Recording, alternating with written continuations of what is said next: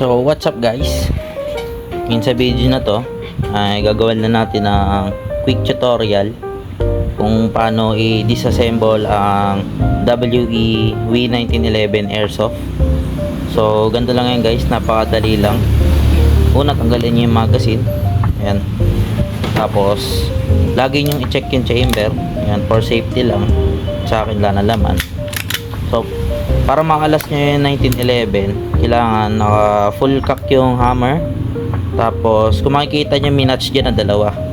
So ito sa slide catch, tapos ito may para siyang isa pang notch. Itutok nyo lang yun dito, parang ganito. Pag nagawa nyo na yun, hilahin nyo lang yung slide catch. Ayan, ganyan, hilahin nyo lang. Pag nahilaan nyo na, matatanggal nyo na yung slide, tulak nyo lang. Ayan, ganyan, parang ganyan. Tapos yung recoil spring, hila pa ganyan, tapos hatak pataas, makakalas nyo na.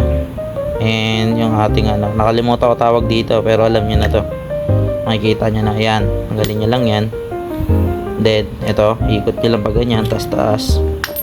Kasi na, mahihila nyo na yung isang buong barrel, parang ganyan. So ayan. So pagbalik naman is napakadali lang, ganun lang ulit, same process. Kung paano nyo kinalas, ganun lang din ibabalik. Okay, so wait lang, hindi ko mahanap ito. Balik nyo lang dyan, shoot nyo lang. O ganyan. So yung pagkalas na ito, same lang din sa tunay, pero medyo may slight difference lang sila. Kasi nga syempre airsoft lang to, o di siya tunay, no? So balik nyo lang siya, ganyan. Tapos ganun lang ulit. Kailangan na ano lang dyan. Tapos ganun nyo lang siya, shoot nyo lang dyan.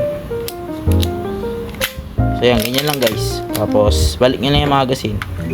So ganun lang mag-disassemble ng W1911 Airsoft. So by the way nga pala guys, next video natin is gagawa tayo ng full disassembly.